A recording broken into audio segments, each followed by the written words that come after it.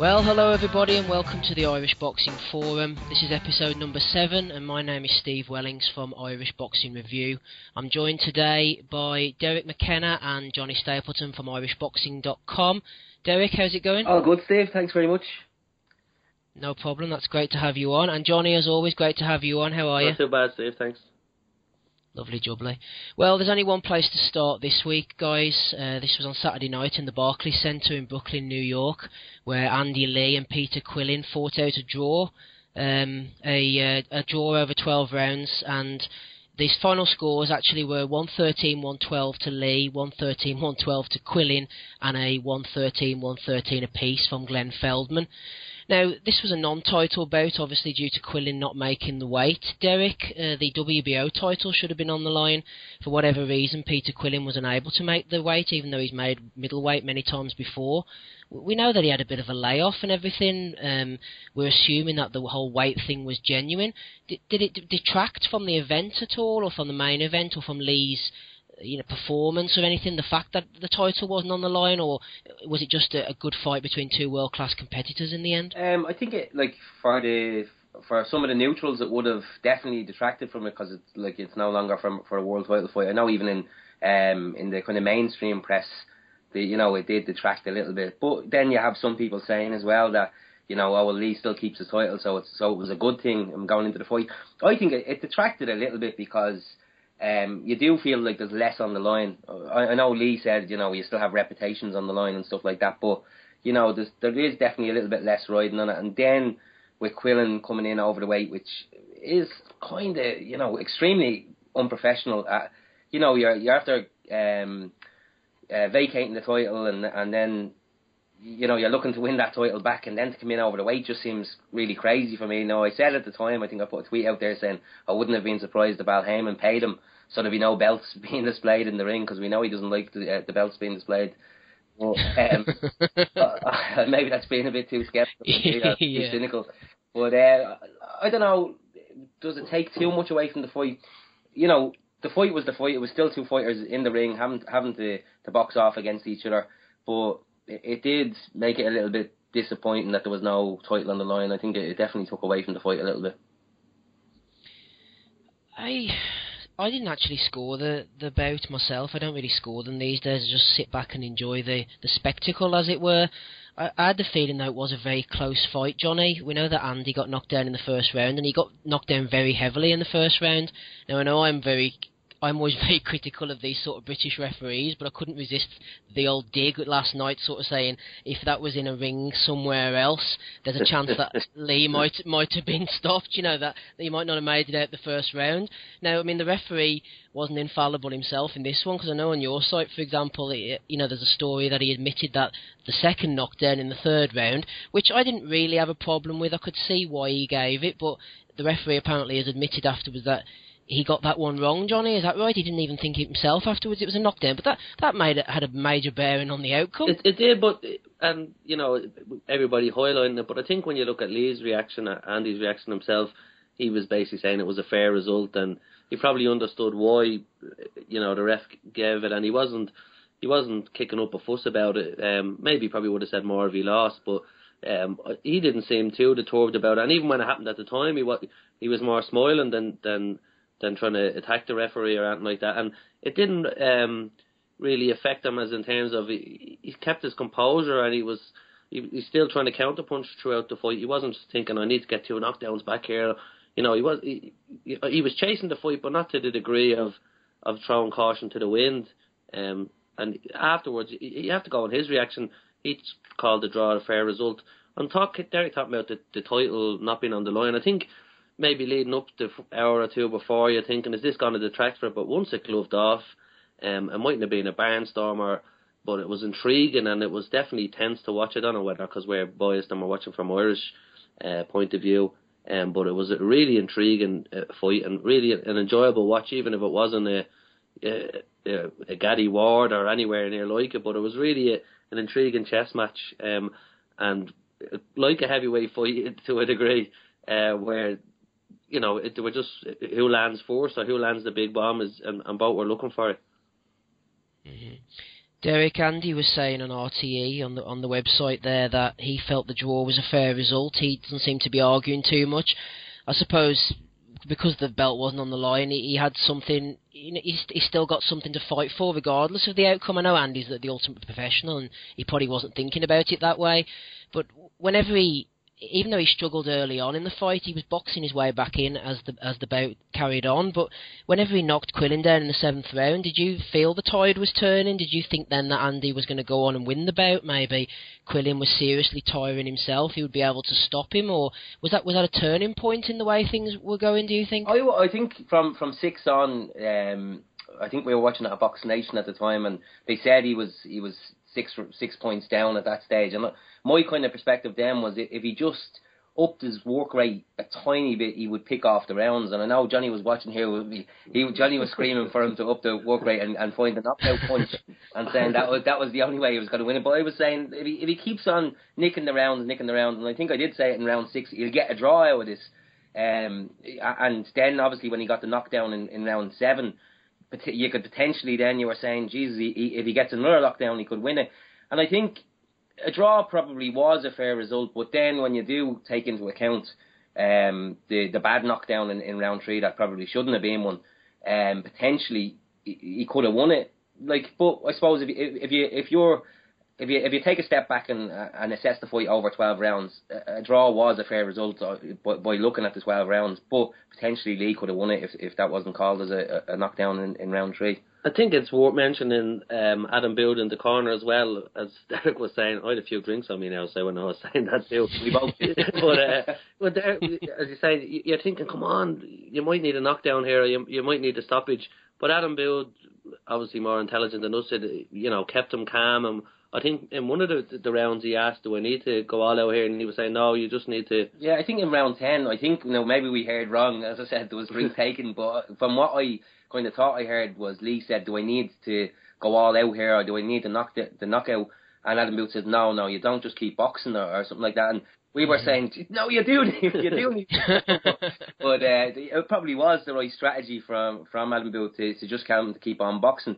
I still feel he could have done a tiny little bit more. I know it was like that chess match where both of them were waiting, and you could see they were both bangers, and they were kind of afraid to get in too close to each other. It was that type of chess match. But I felt if Andy had upped it slightly a little bit more, he probably would have won it a little bit clearer, I suppose.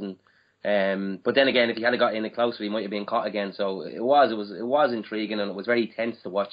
And it's great to see an Irish fighter go to that stage and prove again world class. Like that's the top level, the highest stage against a former undefeated champ that has never been put down. He dropped him, and it's great now that we can confirm we've two top level world class operators, 2 world champions out there, and all credit to Andy as well, considering where he was a year before. He was fighting, I think, to the day Frank Horta. I think did he fight Dean Bourne, Steve, at one stage? Frank let me get it out. Frank Hirochi Horty. Yeah. I think he gave Dean Byrne his first loss, didn't he, on Box Nation? And for Frankie Gavin and things. So to go from fighting him to fighting at that stage, live on American terrestrial TV, and proving his world class again, it's just great for Irish boxing, and great for Andy, who's one of the nicest blokes out there too. Mm-hmm. Considering, I'll just put this one out there actually, considering Quillin's struggles at the weight, is anyone surprised that Andy didn't work the body a bit more?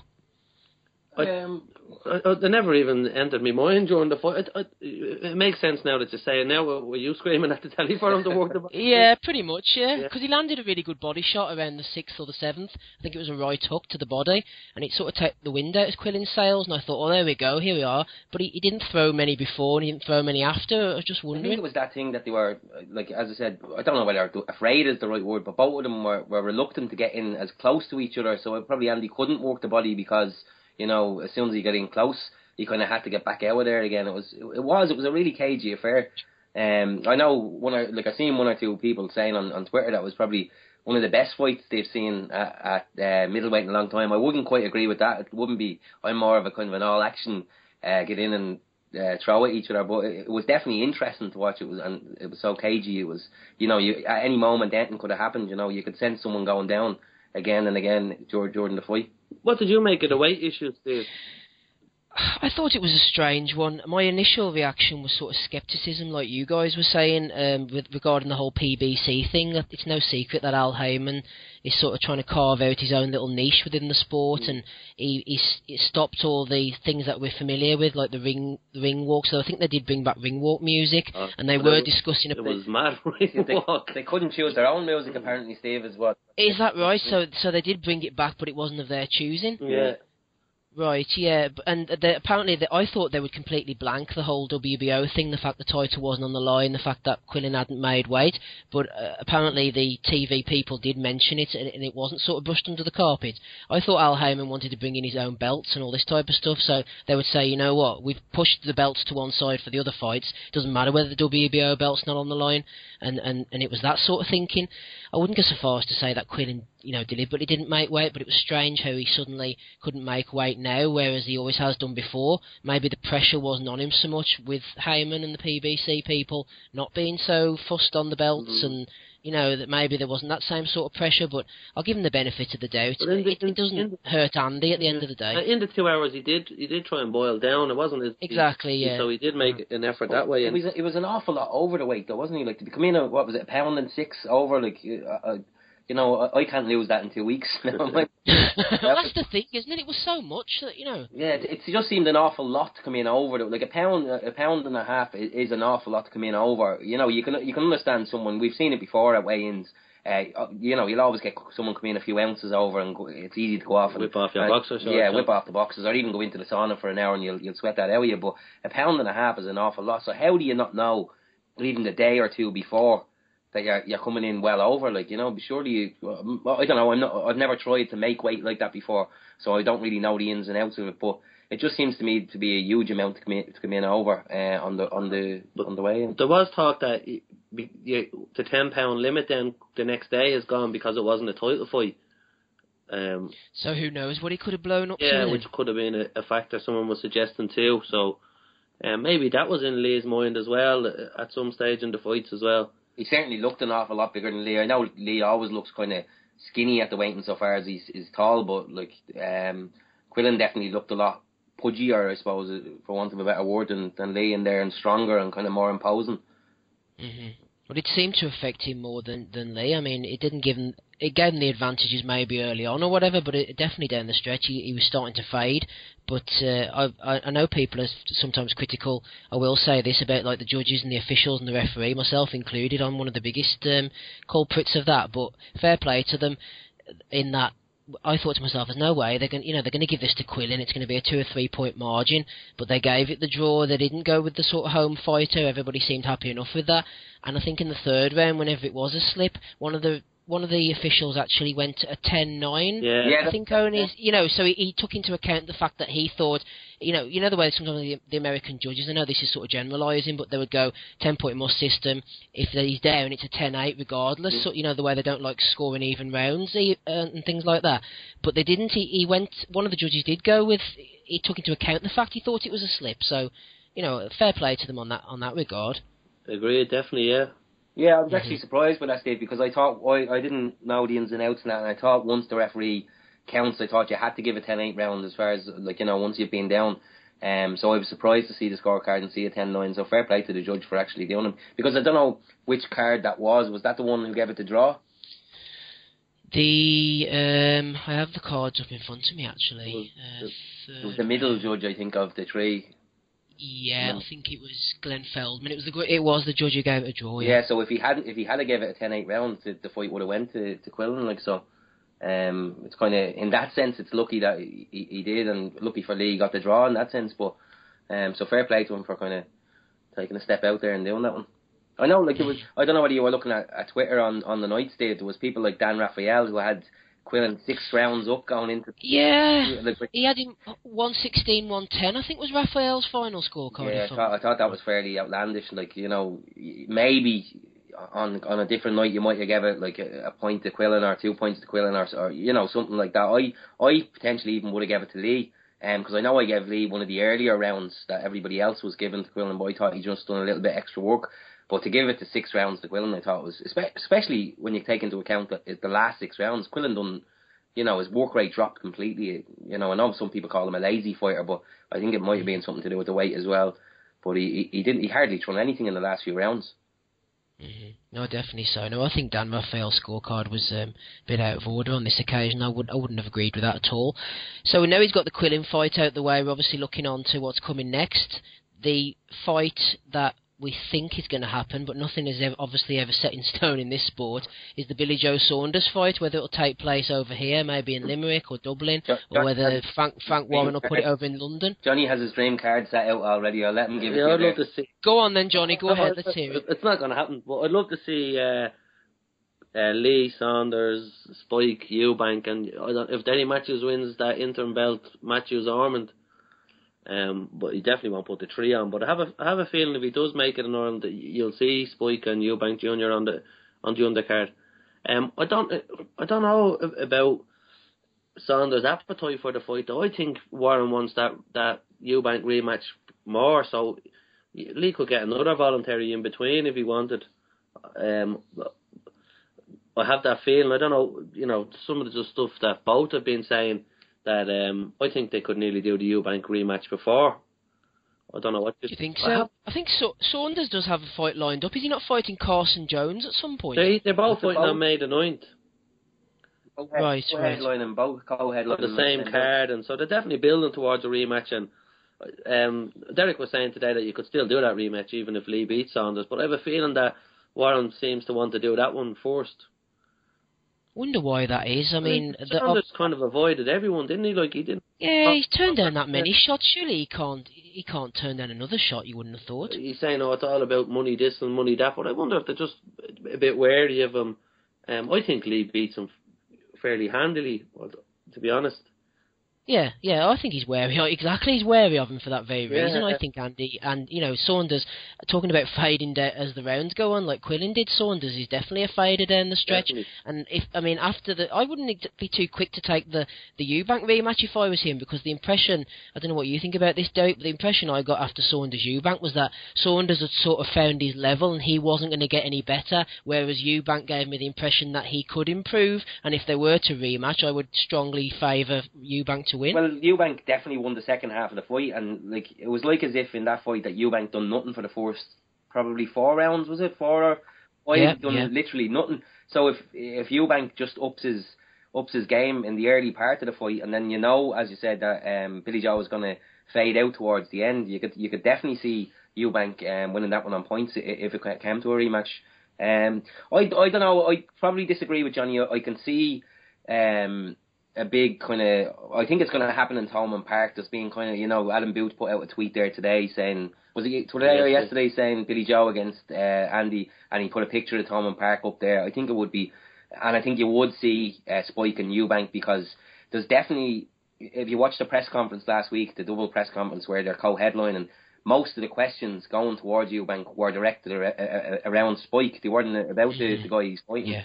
And, we're hearing a lot of kind of rumours that that fight is still, even though it was torn down and it didn't come off in the short term, it's definitely going to happen in the long term, the Spike and Eubank one. So I think it would be the perfect build. Those two kind of co-headline big fights. I think you'd probably need another few kind of ticket sellers on to sell out Thomond Park. I don't know what type of capacity they're going to. It does hold something like 20-odd thousand for a rugby game, 26,000 I think, but you could cut that down a little bit. The 2 stands I think hold 15,000, and then you could kind of put some on the pitch. But it potentially could be a great one in August. But then there's also the questions about Lee's jaw. Wasn't there a lot of people saying that he injured his jaw during the fight the other night? The doctor checked it, I think, in round 5. I didn't hear that now. Yeah, I thought it was the cut. Was that when the doctor got up and sort of pulled him back when the round was about to start? Yeah, that was it. They checked his jaw, and then at the end of the fight, I don't know whether it's just the way Lee's his mouth hangs, but it definitely looked like there was something wrong with his jaw, and the way his mouth was hanging half open. So I'm not sure. A lot of people have been saying that, but there's been no official confirmation of whether he actually injured it or how bad it is or anything like that. So that would have to be taken into account as well. That's probably why they're trying to push it back to August rather than, isn't it 90-day stipulation? So, yes, I believe it is. Yeah, so that's probably why they're trying to push it back to August. Which would be an extra 60 or maybe days. or the cut as well, maybe could be an issue. maybe September or something. Well, Thomond Park in Limerick obviously makes sense. Frank Warren does have history of these stadium fights. You know, he put on Chisora and Hay, didn't he? Was that in West Ham's ground? And I think he put on Katsidis Mitchell as well. So it's not out of the question that he would try a big open air thing, which would make sense. But he does. Frank Warren does work in mysterious ways as well. You know. I mean, that's a polite way of putting it. Well, I'm being very diplomatic here. I don't want to get a flipping letter through the post, but we saw Ormond, Flanagan in Wolverhampton. Was that the one in Wolverhampton? Was it? You know, I mean, it didn't seem to really make too much sense from any angle. So could we see Lee against Saunders in London or somewhere? It's not out of the question. No, definitely not. We're hopeful it's over here, but like you say, it could end up anywhere. And I don't. Would it do a stadium in London though? No, I don't think so. No, and it's a big fight, and well, if you could sell a 20,000 in London, what's the point in coming to it? You know, from their perspective, if they can get a 20,000, the O2 is 20,000, is it? Exactly, that's what I mean. They can get the O2 in London for 20,000. Why would they bother bringing the whole camera crew and everything that costs everything over to Ireland to put on a stadium gig that's probably going to only sell 20,000 as well? So maybe you're thinking atmosphere and all that. They're taking money. But you're thinking of the TV brand the way I think Sky do. Like they love their atmospheres. Even trying to make out the Josh Warrington atmosphere was better than a Frampton or whatever, but on the weekend. So it could, just speculating, it could be that they want a better TV product, and the atmosphere would definitely be a lot better. Mm-hmm. I hope so, but like you were saying, Derek, that would be the fear I'd have. They'd have no qualms about putting it in the XL or the O2 or in the Copper Box or one of these type of places. I heard they had a good time in Wolves for their armour fight. Does anybody have a good time in Wolves? I don't know. You wouldn't mind it there, Steve, would you? No, I'm happy enough where I am. Thanks very much. If you ever go to Wolverhampton, Johnny, you'll know why I'm over here. But all joking aside, say the Saunders fight doesn't come off. I mean, you mentioned there's maybe a defence for Lee in the interim. Last night, some people were saying to me that perhaps a Quillin rematch, if the money was right. We know that if Al Heyman wants to, dip into the old chequebook, he's not afraid to. Is that a viable proposition, or does anybody speculate if Saunders doesn't happen, who Lee could fight? I think both Quillin and Lee said they would have the rematch. I think Quillin said though he wouldn't want to have it in Ireland, and especially like you can't see if he's an Al Heyman fighter that he's gonna probably allow him to come over here if Al Heyman is looking to put on his shows on NBC and that type of thing. So I think the likelihood of it happening is slim, but down the line it could definitely happen if we're talking probably a year down the line if Lee beats Billy Joe or whatever like that, and then Jonny was speculating we could have a Lee Spike fight or something like that. But you could. I don't think to be too many people complaining about seeing a rematch, because it was an interesting fight, and especially because it was a draw, you'd like to see someone come out the winner next time. So I don't think it'll happen in the short term though. I would doubt it, I think. I wouldn't be too confident that there'd be an immediate rematch. I'd love to see Lee Cotto, to be honest. Yeah. But I'm not sure, as Lee has suggested, or Freddie Roach has even suggested, that he feels Lee is too big and too strong for Cotto. Yeah, Cotto, I don't think he's going to fight it at middleweight. I mean, he didn't even win the title on the middleweight sort of limit, did he, or something like that? It would be great to get a future Hall of Famer on the record, and that'd be a massive fight. But for us, I suppose, people were saying, I would have liked to see Lee Patrick Nielsen in Dublin, but I think it's better he's gone. He's raised his profile massively. He's proven world class beyond doubt. With the result against Quillin. And dropping Quillin, I'd love to see him now come back, beat Billy Joe in Thomond, and probably from a more selfish viewpoint, it'd be better for Irish boxing. You definitely get Spike will get a chance against Eubank.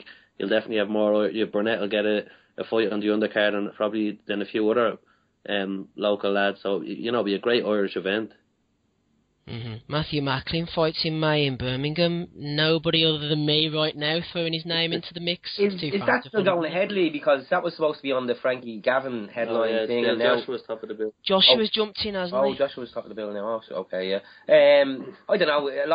Obviously, Macklin has a lot of questions to answer to himself. I think I listened to an interview with him recently where he says he needs to find out himself whether he's still capable at that level, and he'll know after he fights on May the 9th, whether to hang up the gloves or not, or if he goes out and puts on a convincing performance, he could be potentially back in the mix. Because I think Lee would fancy that fight now. I don't think he maybe fancied it too much a year ago, but I think he definitely would fancy a lot more now, because people would think that Macklin's on the way down and it would be an easier fight for him than it would have been a year or two ago. But I don't know whether Macklin still has a lot to offer. I was kind of the opinion last year when he got beaten last year that he could have been just burnt out from being in camp over and over again last year. And we'll find out more, I suppose, on May the 9th when we see what type of performance Macklin puts in. And Eddie would stump the money for that fight big time. There's no problem. Eddie would definitely try and make that fight and stump up the money. In Dublin, do you think, in the not the O2, what do you call it these days? The points, the Crow Park, he'd be looking for. It'd be bigger than three arena, wouldn't it? Yeah, well, 80,000. Yeah. But I mean, with I don't know, Macklin's current state. I mean, you have to wait and see, Steve. But if you're talking Macklin's current state, but if he's making Frankie Gavin, Kell Brook fairly lively, I think he thinks he could make it and sell it. Fair point. I can't even argue with that. So, and I think Macklin will be able to sell it along the lines of, any interview you do with him, he's fairly, respectful of Lee, but he said, he likes to point out that Lee struggles with pressure fighters on him, and he said he had to pull out the equaliser twice when he was under pressure, and I think he'll sell along them lines. I won't give him the room to box, and the rivalry is there, and it's Limerick, Tipperary, and Crow Park. Here we come. Wolverhampton Civic Hall, nobody knows. Fair enough. Before we move on then, just throw one final name into the mix. Lee was close to fighting Golovkin at one point. Is that something, if Golovkin gets past Willie Munro, which I'm sure he will, something that could be on the agenda again? Oh, please, no. I seen an interview with Andy last week where he mentioned Golovkin, but I think, any fighter that mentions Golovkin, I think is crazy. I really do.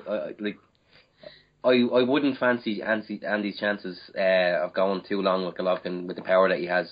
That's just my opinion. I don't know whether. I don't mind seeing a Golovkin fight. I don't mind seeing Lee test himself against Golovkin, but I wouldn't like to see that as the next fight, if that makes sense. So let's beat Billy Joe, have a big night in Limerick, and then whoever you want to fight, and take whatever money you need to. You've served us well and we're happy enough, if that makes sense. What, and then go out and lose against Golovkin? Well, give him a go and take him off. Yeah. And if you lose, fair enough. You fought the best and you won a title and you went and you fought the best. And, if you give him a go, well then, and if you,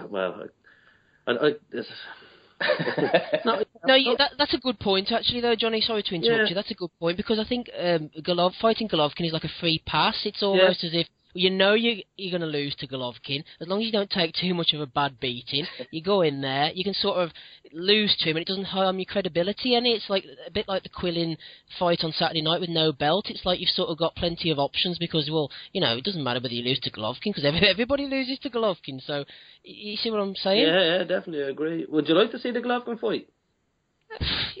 I think so. I'd like to see Lee get past Saunders first, and then whenever he's looking at after that, I'd definitely like to see him fight Golovkin, or maybe Martin Murray. But Murray's apparently moving up, isn't he? I'd say if a title was on the line against one of them, he'd go to middle. He said he'd fight Macklin at middleweight, so that'd be another interesting one, another big one, I think, and probably one that'd be easy enough to make too. They seem to get on.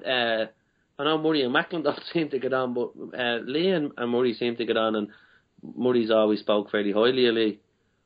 Be a shame, wouldn't it, for all those fights pass us by? I know I'm going off on a tangent here, but you've got Lee, Murray, Macklin. You got Barker. Remember, Barker was going to fight Macklin on that Magnificent Seven card, and Barker pulled off injured. So we're pretty much not going to have any of them fighting each other. I think there's still potential, Steve. Definitely, like, you know, I think potentially you could have Lee Macklin if, for example, Billy Joe doesn't take the Lee fight. Why not throw Macklin in there? It's a sellable fight, and that's, you know, at the end of the day, if you're looking to make money, and Macklin comes through May 9th and puts in a good performance, you can easily sell Lee Macklin again. It's not that, like, Macklin has a loss on his record last year, fair enough, but you can hype that up enough again to make it a sellable fight on Sky Sports or on Box Nation or anything like that. It's easily doable, you know. So I wouldn't totally rule that one out. I think boxing's a strange thing. I always go back to the point last year Andy was down fighting at light middleweight, no hope of a title shot, and then within a few months he was world champion. Like, so strange things can happen in boxing, and I think I wouldn't rule out the Macklin fight. Stranger things have happened. And it's great we're talking about Lee beside Golovkin and then even these domestic fights, and I think we're in a good position at the minute. And let's say it again, it's great to have two world champions at the minute, and being able to talk, what are we, half an hour talking about Lee now? Like, it's brilliant. Yeah. I know, no, it certainly is. No, I can definitely see. Fair play to Andy. I suppose we're all unanimous in that sentiment. Anyway, he was putting a great performance on Saturday night, and whatever he does next, we'll be looking forward to it. Just very briefly, did anyone see the Garcia-Peterson fight? The headliner. Any thoughts on that? Robbery. Do you think so? Do you think Peterson did enough? Peterson done enough in the second half of the fight. In the first half, he was kind of a bit static and didn't do enough. But in the second half, I thought he actually looked phenomenal in the second half. Now, I know he was showboating a little bit, but Garcia looked very drained in the second. He looked so small, didn't he, compared to Peterson? He was being bullied around the ring, and that's like, even while Peterson wasn't thrown, it looked like he looked. I don't want to make comparisons to Golovkin, but you know the way Golovkin can bully a fighter around the ring by stalking him around the ring. I thought Peterson was doing something similar, where Garcia just kind of walking him down, and he just looked so imposing. And every time he threw, then he looked like he had the potential to hurt him. So. I was quite surprised by the result. I was saying at the time, Jesus, we might have two draws on the same night here, because it looked like it potentially could have been a draw, but I would have shaded it for Peterson. But to give it to Garcia, I think by, was it 2 or 3 rounds, the judges gave it to him for? Yeah, I think it was. It was very narrow. He hasn't looked very good in his last few fights. I thought he lost to Mauricio Herrera that time in Puerto Rico, and then he had that farcical fight against Rod Salka. And I mean, this fight last night was at 104 on Saturday night was 143 pounds, and then he said after the fight he would be happy to fight Marcus Maidana, but Maidana would have to get down to 144 pounds. I mean, is he just making up these weight classes as he goes along or something? I think it kind of states, like, you can win 4 rounds, you can win by 1 punch, or you can batter a fella up for the round. It's still the same sort of score for a round. So whereas Peters won his round more convincingly, Garcia did bank a few rounds early on. They weren't as convincing. They were clear rounds for him, but he hadn't got Peterson in the same amount of trouble. But a round is a round. Like, if you win a round, we're probably saying, you know, it was robbery in terms of, because Peterson destroyed him down the stretch, but Garcia did win his fair share of rounds, and it was a close fight if you look at it that way, in terms of just rounds rather than who looked marked up and who looked the prettier at the end. Mm-hmm. Now, you make a good point there, Johnny. I remember in the first Bernard Hopkins-Jermaine Taylor fight, Jermaine Taylor won the first 8 rounds narrowly. There was nothing in it, really, because Bernard Hopkins barely did anything, and then Hopkins came on strong for the last 4. He had Taylor in a lot of trouble. He had him really badly hurt in the last couple of rounds, but there were only 10-9 rounds. So even though, despite all that, you know, if you win 8 rounds small but lose 4 rounds big, if there's no 10-8s or anything, then you've lost the fight. Yeah, good point, yeah. So that's what happened. Yeah, well, so exactly. So that's pretty much. I'll make the argument for you, Johnny. I don't know if that was what you were saying anyway, but you know, but that's fair enough. No, that was it was a good card. There was a good win actually on that undercard for another one of our fellas, Ryan Burnett. We spoke on recent podcasts about Ryan now that he's hooked up with Adam Booth. He's obviously getting the fights. he won in one round of a scheduled 6-rounder against the guy Stephen McIntyre. Now, I didn't see this, and if you guys did, it was a body shot, apparently, was it, that did the damage? Just saw the finish where I think he threw a right hand or an uppercut and kind of opened up for the body. By all accounts, your man was on the deck for 10 minutes after. They had to roll him out of the ring. It was such a good shot. But what a great way for Ryan to catch a bit of the spotlight over there with, in America with, some big names hanging around, and I don't know who was in the place to watch. I think that Kev Bourne is over there. I think he said there was 2 or 3 people in the stadium maybe, but a good opportunity for him, and he done what he had to do over there, and it certainly looks like he has power at that weight. I think that could be 6 knockouts now, is it? Or 8 fights, and I think it's 7 KOs as far as I'm aware. Steve, I could be wrong on that, but I haven't got the record in front of me. And a couple of early ones as well. Like any time he's been in the ring, he's impressed, and I think really wanted to look out for over the next maybe 12 months or so. Mm-hmm. I'm wondering whether they expected that kid to take him a few rounds, but it does no harm to get a win, especially on a big American card. So if Andy Lee's obviously going to get another big fight, we're hopeful that Ryan will be able to tag along as well and get a big fight of his own. Not quite as glamorous as New York. Kevin Byrne obviously did okay getting over there. He could have been in Leeds at the First Direct Arena.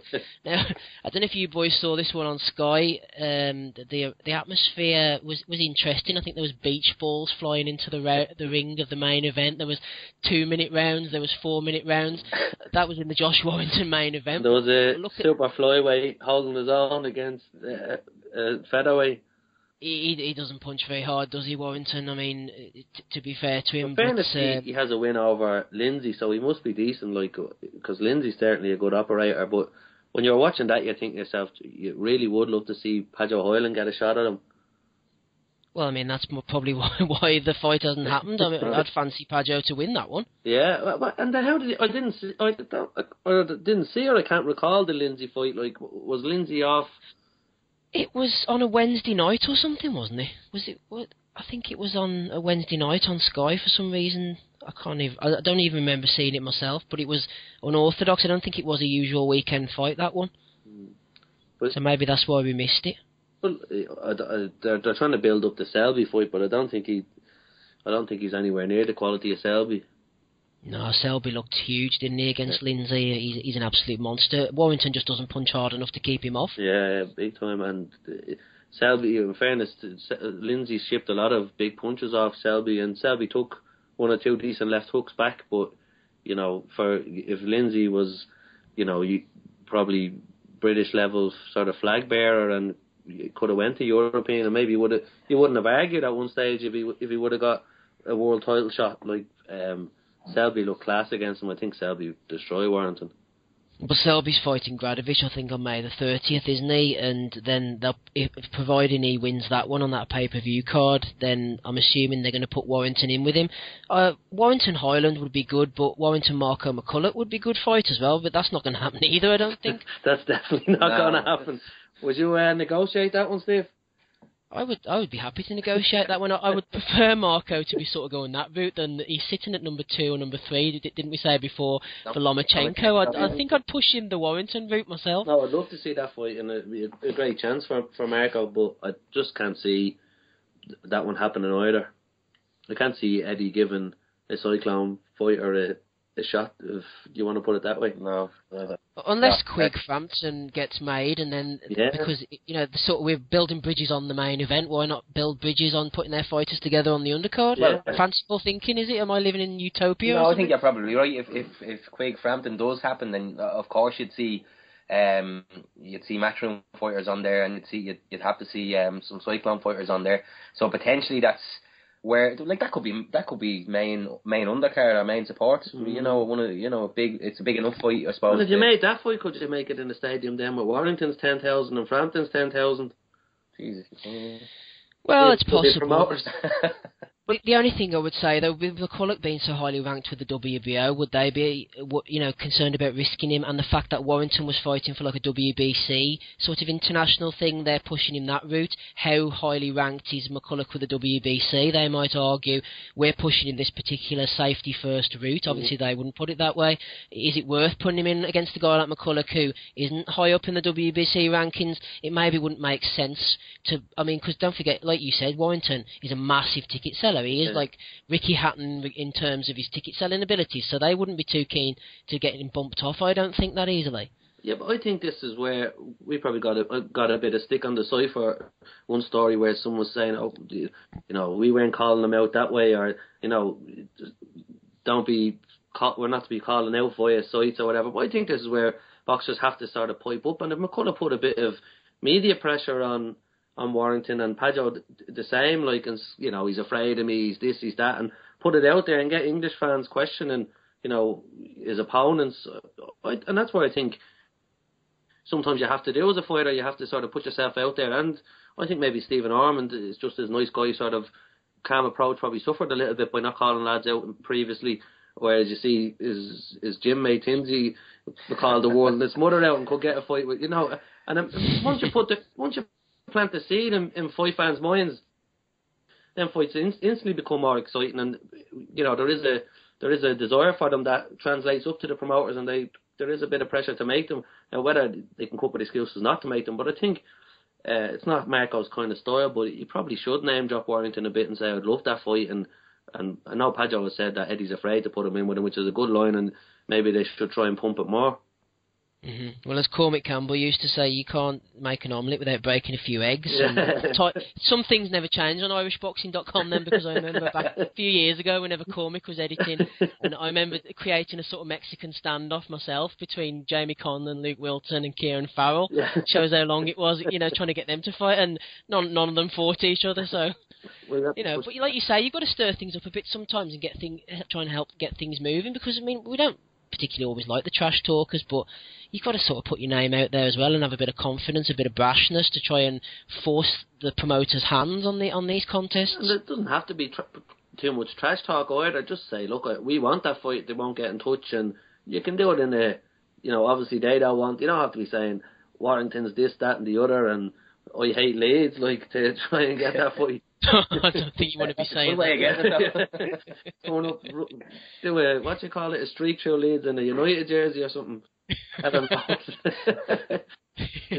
Yeah, well, good job Jono Carroll didn't do that on Saturday night anyway before his win over Carlos Perez. That was a points win, 6-round points win actually. Did anyone see the Jono fight? What did you make of his performance? He did what he had to do, didn't he? Yeah, I think Jono said afterwards himself, Perez was a bit of an awkward opponent. He kept on holding his right hand every time he tried to get in close to him, and I think Jono admittedly started off a little bit slow, but as the fight went on, he looked very comfortable going 6 rounds, and I think he said after himself, if he had 8, he would have preferred to go 8, and he probably would have stopped it when an 8. I think he was coming into it more, he was kind of landing a bit more as the fight went on, and I think it was a good performance. Like, obviously, for him to be on TV, he got a great reception there as well. Like, so it was a good performance all round. Nothing spectacular. There was no fireworks or anything like that, but done a good job and boxed well. So I'm sure because of the prize fighter win, he's going to get lots more opportunities to be on TV as well. So it's brilliant for Jono. And he makes the effort on TV with a Ric Flair whooping beforehand. And it all adds to the profile. And I think he suggested there was a bit of ring rust, but I get the feeling, Pascal doesn't mind him, in them fights, just getting your wins, box right, getting your wins. You don't have to take massive risks. Not that this fella posed too much of a threat, but he was awkward and he was tall, and I think there was always a chance of a head clash. So Jono did what he had to do, and when he did close him down and let go, he does look physically strong at the way. I think maybe Jim Watt was alluding to, he leads with the left hand or the backhand a bit. Maybe he can throw a bit more jab in, but you have to take into account he's had basically 3 fights, a prize fighter, and then this fight. So. Yeah, he's still a bit of a novice, isn't he, really, in real terms? And in terms of where he is career-wise, as a novice, he's perfectly positioned. Now learn your trade a little bit more, and, he's done the hard work to get the profile. Now he can he's earned a couple of fights where he can just bank the rounds and, you know, win without having to, you know, make massive statements. And I think do you think he could replicate the sort of Willie Casey route? Obviously, Willie had well, I don't know. Had Willie had a few more fights than Jono? I'm sure he had when he won the prize fighter. I wouldn't think it'd be too much. Not too many, no, though. But he won. You know, he got in the prize fight. Didn't he go to Canada and knock out Tyson Cave? He knocked out Tyson Cave, and he was in the prize fighter as a substitute originally, wasn't he? And someone else dropped out. For Wayne McCullough.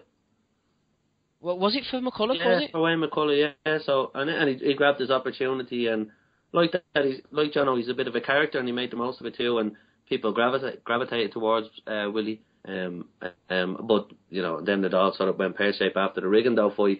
So you know, Jono could learn lessons from that. And I was talking to Willie in Limerick as well, and he was saying, you know, especially now it's important for Jono to make the right career choices. And I think, you know, he'll be looked after by Matchroom, and it's great that he's going to have Sky. You know, he's going to have some fights where you learn and trade fights, and they'll be shown live on Sky. You can't get much better than that, like, while you're at this stage of your career. Certainly. We're going to finish out today on Carl Frampton on today's podcast, but before we do, we'll go around the houses and clear up a few little bits of business. Jonny, I believe one guy who's strutting his stuff on the other side of the world, Dennis Hogan, he's done most of his business in Australia. We haven't seen pretty much anything of him as a professional over here, but he's going to be fighting in America and Massachusetts at some point in the future. He's fighting this Saturday night. He just got bumped into the IBF light middleweight top 10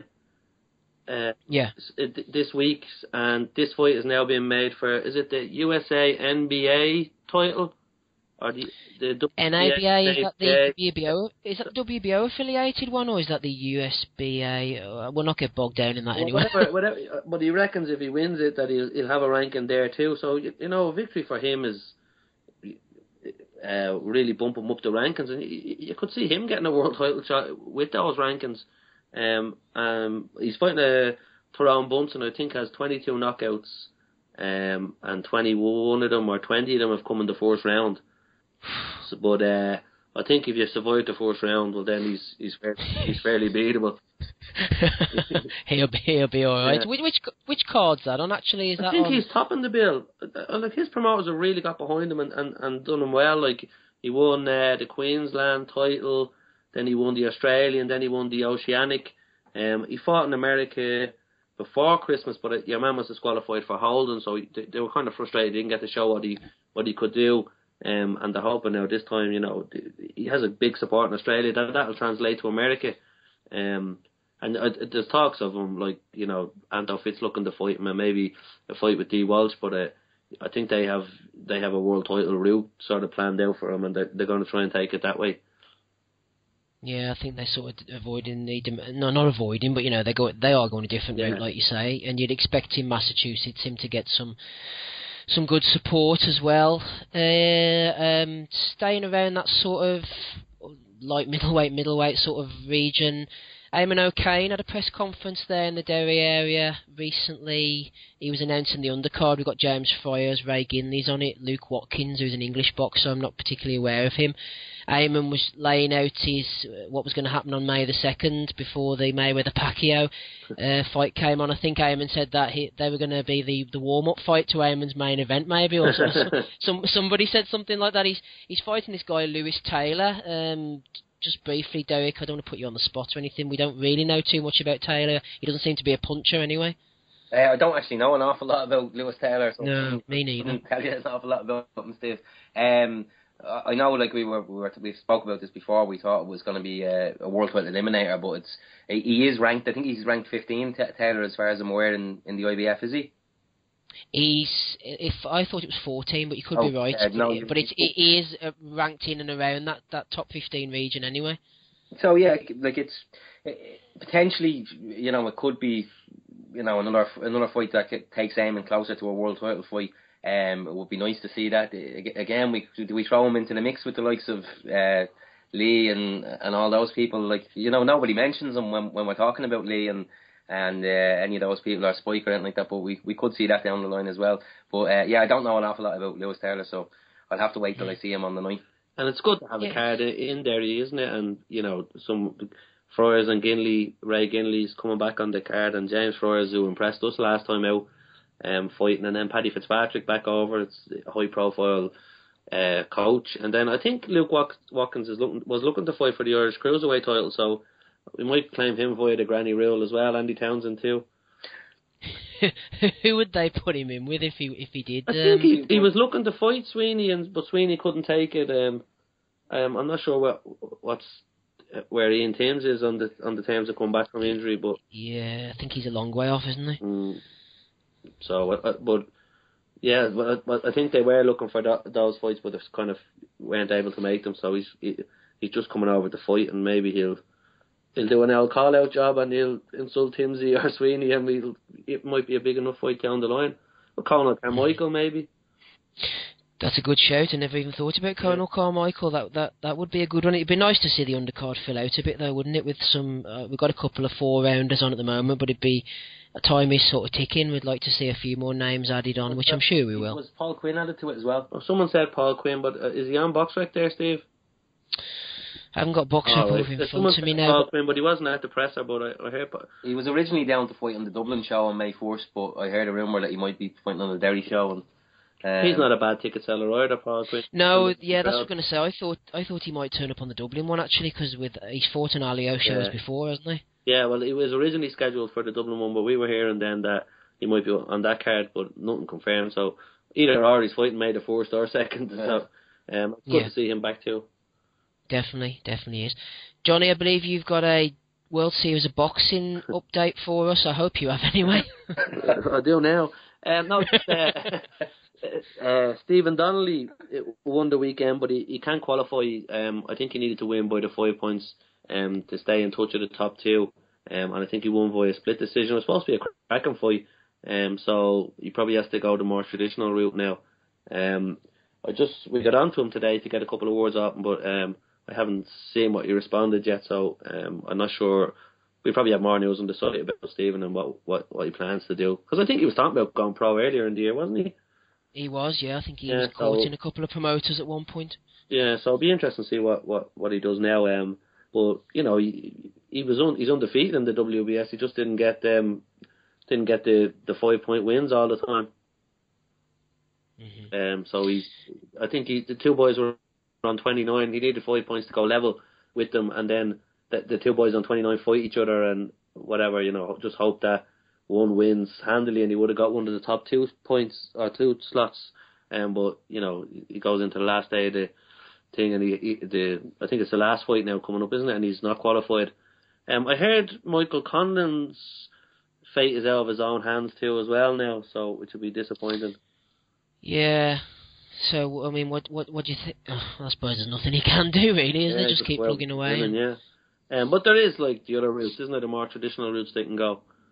Yeah, they're still open to them. So I mean, all's not lost at the moment. No, but I think, you know, as we've learned over the years, like with Joe Ward and maybe Kenny in the earlier years, they're not always the most predictable of routes. Mm-hmm. Well, Johnny, thanks very much. I must plead ignorance on that one, the old WSB, but you did it. You did a great job for us. So I'll take your word on a few of the things for that. But thanks very much anyway for clearing that up. Like I said, we'll close out today. We couldn't get through Irish Boxing Forum without a bit of Carl Frampton chatter, and I don't believe. I'm sure we haven't had a pod since the old Eddie and Scott Quigg were on Twitter with the cheque. The saga rumbles on. I don't know who wants to jump in first, but at the moment, I mean, is it going to be July the 18th? Time's ticking on, isn't it? If it doesn't get made for that soon, then where does it leave us? I said at the time when I seen Eddie come out with the cheque and all that, I thought that doesn't look good. It seems like a last ditch kind of attempt, because it seems like negotiations have totally broke down there, and it was, like Carl said, it was a bit of a publicity stunt, but maybe it's what he needed to do as a publicity stunt to kind of try rescue it in somehow. But I'm becoming very, very sceptical that we'll see that fight happening this year. And then if we don't see it happening this year, I don't know whether it's ever going to happen, you know. But the 1.5 million offer was pretty crap when you think about it. Like, I know it sounds like an awful lot of money, and a lot of people would go, Jesus, $1.5 million, how would you turn that down for a fight? But if potentially that's a pay-per-view fight that generates 12 million, 1.5 million is not a lot of money out of 12. Like if you're the main man with the world title, you know. So I don't know. I'm very sceptical that we'll see it happening, Steve. I don't know what your opinion is, but I would be really surprised that fight happens this summer. Well, I was thinking along the same sort of lines as you, Derek, although I was talking to another guy recently on another podcast, and he seems to think that the silence is golden, pretty much the way the Mayweather-Pacquiao thing transpired, that they're working away behind the scenes and the announcement will be imminent, and I'm not sure whether he's heard any insider knowledge or whether he's just assuming that, but I'm hoping that's the case, because we really haven't heard anything. And then I suppose if they were talking behind the scenes, then why would there be the need to come out with the sort of the cheque, the gimmick? Was that actually 1.5 million straight to Frampton? That wasn't a split. Was that going to be? Was that what they were offering Frampton as his purse, singular? I think that was because he kept saying, you know, I want to get this message to Carroll. So I think that was the 1.5 million for Carroll, and then Scott was taking 500,000 and a percentage of the pay-per-view or something along the lines, or even just a percentage of the pay-per-view, because they're saying he could come out with 500,000 or less, I think. So that was a 1.4 to Carroll, and then Carroll was saying, well, the fight is going to make probably between 8 and 12 million. So, but then Eddie responded, well, then take the 60-40 split. So it's a real strange one, and you know, with Carroll's following, and even from our point of view, would be, you know, big fans of Carroll and you know, have a genuine affection for Carroll. Eddie always comes out as the bad man in these things, and he always will be the, you know, he'll come over here and he'll promote a show in Dublin and we love him, but when he's, you know, when he's putting 1.5 million in golden card, he'll get stick from us, and that's just the way it goes. But he, like, you know, Cyclone, you know, do their business. They don't talk. They do it behind closed doors. You never get leaks. You never get stunts like this. And, you know, you have to respect that. And if that's the way they choose to do business, great. And it probably is the best way to do business. But in this case, when Eddie's coming out and saying A, B, and C, you'd love to hear the counter argument, so you can really balance up, you know, what is the right thing and what is the wrong thing. Or, you know, in saying that, we're always going to back Carroll, and, you know, I think Carroll beats Quigg fairly handily, and I'd love to see that. But when Eddie's saying, you know, it's 60-40 split, we'll take that, or there's obviously something we're missing that we don't know, you know, why Team Cyclone, you know, don't want to fight, and I presume it must be a good reason, but you just feel sometimes like, come back and hit back and let us know, or let the public know, so that you're probably safe with it from Carl, just because the following he has and that core passion, and, you know, the people behind him, that, you know, no one's ever going to get on his back, and you know, we won't get on his back to any great degree. But you'd still like to know the other side in terms of the negotiations. To me, it just seems, it doesn't seem like a difficult fight to make. 60-40 seems like a fair split to me. Carroll is the legitimate, I suppose, for want of a better word, champion, and Quigg is not. So 60-40 to me seems amply fair. Like, you're getting 20% more than your, you know. So that's why I think there must be something else that we're missing in there, if that makes sense.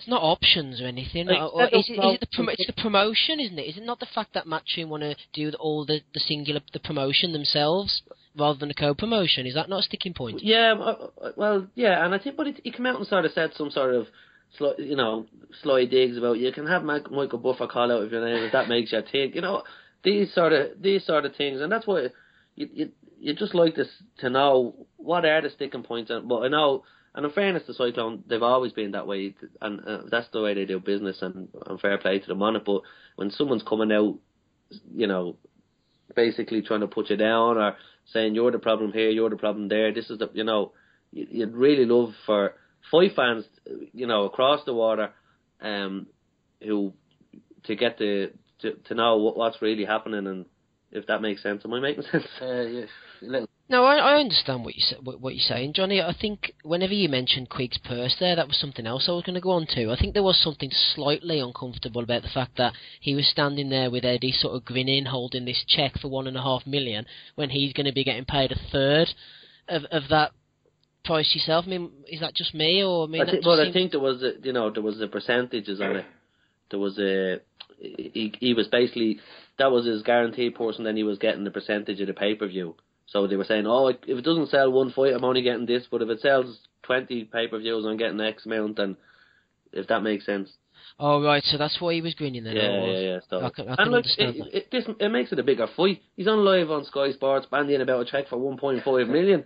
There's people jumping off their seats, never watching their live, saying, what? It makes it a bigger fight. Yeah, it's clever. It's clever from him, because most people will think, Jesus, $1.5 million, how could you turn that down for a fight? But when you look at it from Carl's point of view, when the fight is going to generate an awful lot more money than that, you'd be mad to take $1.5 million, and I can see why. If that's the stumbling point, if that's all the money that they're offering, then I can see the stumbling point why Cyclone will be turning that down. I'm sure there's a few different things. I'm sure it's not just coming down to the 60-40 split.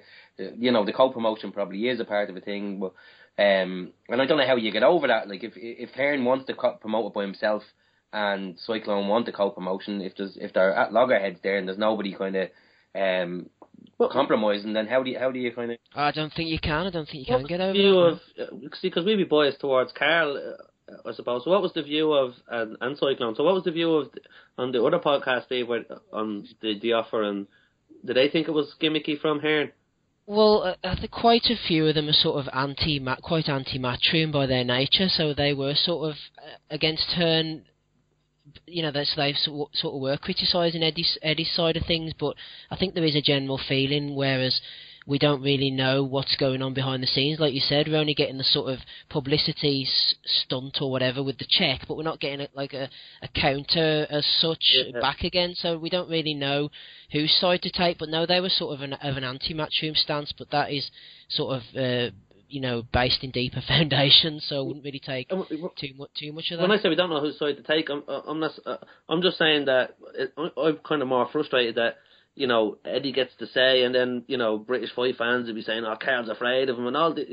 I just like someone to hit back just for Carl's sake, and we're not down the middle. I presume there must be, and just the way we know boxing negotiations go on, I presume there must be some sort of stumbling blocks that Eddie is definitely going to leave out. So I would love Barry to come out and reveal those, if that makes sense, but they don't do their business like that, and fair play to them if that's the way they choose. It's going to be Sky pay-per-view, isn't it? I know ITV was being talked about, but it's not going to be on ITV, no, is it? Has to be Sky. Well, I know we previously said, it would be great if it would be on ITV and all, but at the end of the day, it's a Sky pay-per-view fight. It's one that can be hyped up an awful lot, and that was probably what was always going to happen. It was, as much as it would have been it'd be nice and it'd be nice to be on terrestrial TV. It would make both of them superstars. But at the end of the day, money talks, and there's no way ITV were ever going to be able to stump up as much money as a pay-per-view fight on Sky. So when it comes down to it, at the end of the day, it is a business,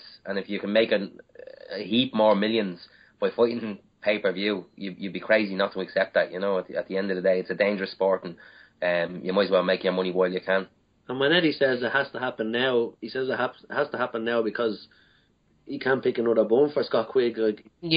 Before Quigg gets knocked off. So it has to happen. So maybe there is some power in Cyclone's court that way, that they know, if you don't have this fight, you're not going to make money off him as much money off him in the long run as Carl is going to make in his career when he goes to America, and he's proved himself a sensational talent. Where Quigg might improve, and some people say he improves all the time and he's big at the weight, but you just know by the opponents are picking and the performances he puts in. They're levels apart. They're levels apart. Mm-hmm. Well, you mentioned that, and I suppose to wrap up then, one final question, Jonny, to you first. I mean, if this fight doesn't happen, where do you see the respective fighters? We'll say Quigg as well. Where do you see each one of them going? Which direction will they take? It's so hard. What do you want them to take? I want them to fight. No, it's so hard to call, because you haven't even been kind of speculating for Carl, and maybe they have said Donaire, and they have, but he'd have to go to America, and what way would that work? Would the Americans want options, or It's a whole nother can of worms, isn't it? You don't know, but there is big fights out there for Carl, but you'd like to see him to get over the Quigg first, make himself secure financially. I think he knocks Quigg out, and if he knocks Quigg out after this hype and publicity towards it, his profile goes through the roof again. Leo Santa Cruz doesn't want to fight. Donaire seems like a good fight. There's not the money in the Rigondeaux fight yet. So maybe if I don't know, he probably could be nearly forced into fighting Rigondeaux if this doesn't go ahead. Like in terms of it's probably the easiest one to make in Belfast of one of the big names. Like I can't see. I'd say Denair would charge a fortune to come over, and Cruz isn't coming over, but Rigondeaux can be made fairly easily enough. So let's just hope this fight is made and that they can sort out their differences. Yeah, I think you can rule out Santa Cruz. Donaire in America would be a good one. Rigondeaux would be made in Belfast pretty handily. Yeah. And as for Quigg, Derek, I don't know, maybe you'll go maybe fight Kiko Martinez. I know that Hearn and Al Heyman seem to have reasonable connections. That's never happening, Steve. I'm going to give me a prediction for Carl Frampton. The Quigg fight doesn't happen. I think he's going to fight Abner Maris on a Premier Boxing Champions bill in around August or September. But you heard it here first. I could live with that, yeah. Yeah, I think that's a possible. Like it's one of those. We were talking about it earlier, myself and Johnny. We were saying about Denair, and I agree with Johnny there. It would cost a fortune to bring him here, like probably mega money. So realistically, the fight, if he's going to have a big fight against an American, it's going to have to happen in America. And I think isn't Maris signed up with Al Heyman, and I think potentially that could be a good kind of breakthrough fight for Carroll in America, just to kind of showcase him. And then I don't know where you go after that. Maybe Rigondeaux back in Belfast or whatever. I think the Rigondeaux one would be very easy to make, insofar as you could sell it. You could sell it on ITV. I don't mean sell it on pay-per-view. I mean, you could hype it up on ITV. Carroll fighting the best fighter in his weight in the division, and good shout, yeah. It would be a big fight. I don't know. It's difficult to see where they go. Quigg, I don't know where Quigg goes, because I think if Quigg takes any type of a step upwards, Kiko Martinez or any of those type of fighters, he kind of gets found out. So, and then Eddie can't really pitch him in against another kind of lower level fighting again, because I think the fans will start to realise that he's not at that level. So I think if you see Quigg Kiko, or if you see Quigg Galahad, Eddie's basically accepted that the Frampton fight is never happening. Whereas if we see Quigg against someone as the form as not the greatest, well then there's hope in the future. The thing is, Carl has options. He's got massive options, and it's hard to know exactly what's next, but he's a genuine world-class talent, and he could go to America and certainly cause a storm. Hopefully the Quigg fight is made so that we get to see more of him before he goes and conquers America. I think actually that's a good shout with the Quigg Galahad. I think if the Frampton fight doesn't come off, Quigg Galahad would be one that Eddie could sell well. He could hype that one up as a big kind of domestic battle. So there's a fight for Quigg that could potentially come off. You could easily sell that one, and I don't know. I haven't seen enough of Galahad to know how. I think he could definitely cause Quigg problems. I haven't seen how. Someone says he destroyed him in a sparring session. Yeah, so I don't know how true that is. But that looks smaller, a lot smaller than Quigg though. I always think. Yeah. Quigg's quite big, isn't he, for the weight? Well, I heard he gave him a going over in sparring. Now I don't know if it was sparring in the Ingle gym, was only body sparring. Yeah. So I don't know. But I think if you see a Quigg versus Galahad or a Quigg versus Kiko, I think then that's Eddie basically accepting that Frampton isn't going to happen. But if you see him against someone dodgy, well then there's hope for that fight in the future. Well, hopefully so. Hopefully by the time this podcast comes out, they'll have made fools of us, and the fight will be announced for July the 18th in Manchester, or whatever it is they're talking about. But I think we'll leave it there. We've got our Carl Frampton chat in at the end, and a bit of Andy Lee at the beginning, and a few things in the middle as well. Well, thanks ever so much for joining me as always, lads. It's been an absolute pleasure. We couldn't get Niall Doran wasn't able to join us tonight, but I know that I'll give it a mention. Niall has rebranded his website from Doran's boxing blog to Boxing News and Views, so we'll give Niall a shout out there, and you can find him over at the website or on Facebook or social media. Derek, as for you, now I know you boys obviously are both irishboxing.com, but from your perspective, is Jonny a complete dictator? I mean, what's he got you doing this week on the website? Speak freely, Derek. Speak freely. He's seriously cracking the whip, Steve. I'm not getting a moment's peace, but I don't know. I'm kind of used to him at this stage. You know, he's a proper slave driver. You know. I made him leave college, Steve. Yeah. He hasn't got time to study for his exams. He's dropping out. I have to drop out of a course, Steve, that I have 2 months left, and Johnny's at the cracking the whip and saying, "Come on, it's time to get working here." So this is right. I'll drop out here and I'll dedicate some more time to this website. You know. Well, fair play to you, lads. You do an absolutely fantastic job. Sure, you don't need me to tell you that, but it is brilliant. Irish-boxing.com for anybody who doesn't know already. But Derek, where can we find you on Twitter if anybody wants to have a go at you or give you some praise? You can find me at Twitter at Derek McKenna, all one word, Steve. I tweet there regularly enough. Unlike Johnny, who I'm still trying to crack the whip on him to get tweeting on his Johnny Hips Twitter account. I'm going old school, Steve. I'm getting a typewriter out as well now. It's hard enough to get him to text a message or anything like that, Steve. He's like, I made him get an iPhone a while back, and Jesus Christ, he's still trying to learn how to use that a year on, so it's hard to get to use Twitter, you know. He's sending the ravens out. But Jonny, you're at Johnny Hips, obviously, and at IrishBoxing.com. What's on the website this week that we should be taking note of?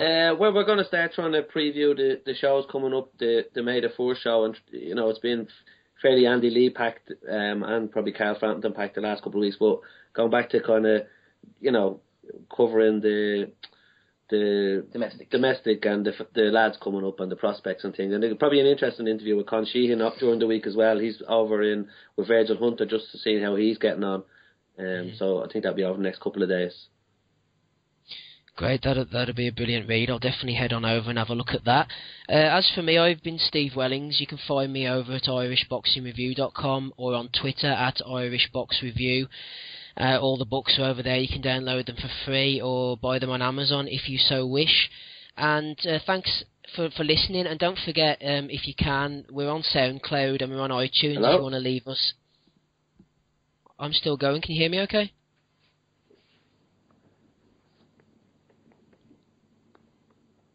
Can you guys hear me okay, yeah? I'm here now, yeah. Oh, flip, did I go missing? Yeah. Sorry about that, everybody. I was just saying, you can find us on SoundCloud and on iTunes if you want to leave us a rating or a review. That would be very much appreciated, and up on YouTube as well. So I don't know if that bit cut out or not, but I've been Steve Wellings from IrishBoxingReview.com, and we'll catch you again in the future on the Irish Boxing Podcast. Thank you for listening, and thank you for your support, everybody.